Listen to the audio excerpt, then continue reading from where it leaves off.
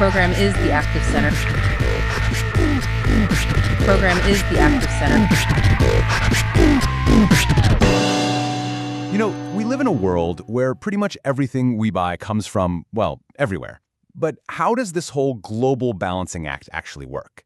Let's dive into the fascinating story of international trade. It's a world of strategy, power, and some really surprising trade-offs. It's a fair question, right? I mean, with all the technology and resources out there, you'd think one single nation could become the world's ultimate factory, just producing absolutely everything we could ever need. So why doesn't that happen? Well, the answer is actually pretty simple. Trying to do everything just leads to chaos and inefficiency. But focusing on what you do best, now that is the engine that drives the entire global economy. It's not about trying to dominate every single field. It's about mastering your own. Okay, so let's dig into the logic behind this. It all really comes down to one core economic principle that explains why specialization isn't just a smart idea, it's absolutely essential for any country that wants to succeed on the world stage. And here is the key term you need to know: competitive advantage. Really, it's all about efficiency. What can your country produce faster, cheaper, or just plain better than anyone else? This could be because you've got the right natural resources, or maybe a super skilled workforce, or some kind of unique technology. And believe me, this isn't just some abstract theory. Competitive advantage is the literal reason why that high-tech smartphone in your hand was likely designed in one country, while the shirt you're wearing was probably manufactured in a totally different one. It's a global supply chain built on this one idea. So how does this whole thing create a win-win in the real world? Well, when countries focus on their strengths, everybody can benefit. Let's take a look at a few really clear examples of this in action. Now, what's really cool is how these advantages often pop up in what are called clusters. So you have the US, which excels in high tech. You've got Brazil, with its perfect climate and land, totally dominating coffee production. And then there's Italy, which has built this incredible global reputation for its craftsmanship in leather goods. See? Each one has carved out its own special niche. A perfect, and I mean perfect, example of this is the trade relationship between the US and China. It's just not economically smart for the US to produce textiles on a massive scale because the labor costs are way too high. So it imports them from China. And in return, China imports high-tech products from the US. It's a trade that benefits both sides, and it's based entirely on that idea of competitive advantage. But, and this is a big but, here's where things get a lot more complicated. Because having the best product or the lowest price, that isn't always enough. International trade is also a very high-stakes political game. And this quote just hits the nail on the head.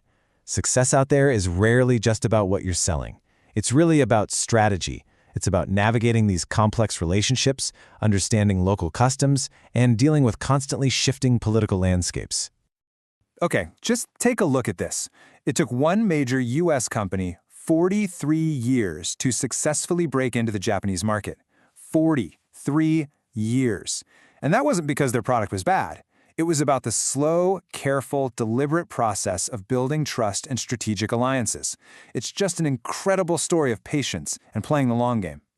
So companies end up using this whole toolbox of political strategies, you know? They form alliances to get local expertise, they petition their own governments to help pry open foreign markets for them, and sometimes, yeah, they lobby for trade barriers to protect themselves from foreign competition right here at home. So when countries manage to navigate all these political waters and they agree to lower the barriers, things like tariffs, which are basically just taxes on imports, or quotas, which limit how much can be brought in, we start moving towards a system of what we call open or free trade. And in theory, that comes with some major upsides. Let's just run through the main benefits real quick. First, it gives countries access to resources they just don't have. It can improve our quality of life by giving us more stuff at lower prices. It can help build better relationships between countries. And finally, it maximizes efficiency on a huge global scale.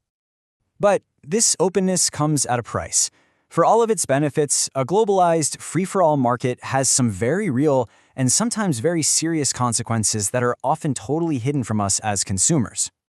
I mean, just look at this comparison. We all love getting things for a lower price, right? But that cheaper price tag can sometimes come from countries with really weak labor laws, leading to unsafe working conditions, and in the absolute worst cases, forced labor or even child labor. It's a massive ethical problem. And you know what? The exact same thing goes for the environment.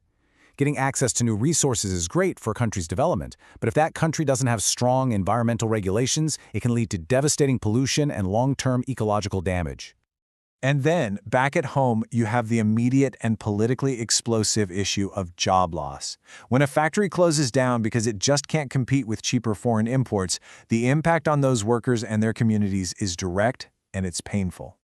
So, where does all this leave us? Well, it means that international trade isn't some simple story of good versus bad. Not at all.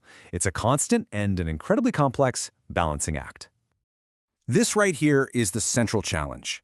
Every single trade deal, every supply chain, is this constant negotiation between the drive for economic efficiency, the hard realities of political power, and our shared ethical responsibilities to other people and to the planet. And that leaves us with one final question to really think about. As consumers, as citizens, as people who participate in this global system every day, how do we find that right balance? There are no easy answers, for sure, but it's a question we all have a stake in.